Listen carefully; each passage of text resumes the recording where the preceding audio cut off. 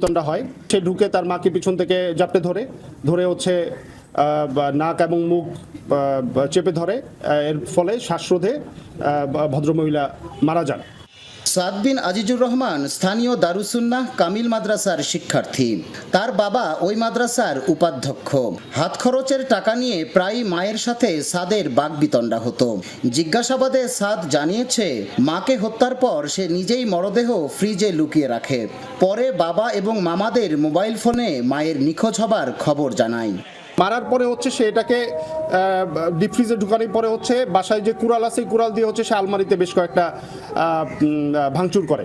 বেরোয় যাওয়ার পরে হচ্ছে সে আবার বাসায় ঢুকে হচ্ছে তার মাকে খুঁজে পাওয়া যাচ্ছে না, এবং তারপরে হচ্ছে সেই যে নাটকটা আর কি, যে আত্মীয় স্বজনকে কল দিয়ে যে আমার মাকে খুঁজে পাওয়া যাচ্ছে না, বাসায় এরকম ভাঙচুর হয়েছে, এখানে ডাকাতি হয়েছে বা ডাকাতি প্রচেষ্টা হয়েছে, এই পুরো নাটকটা হচ্ছে সে সাজায়।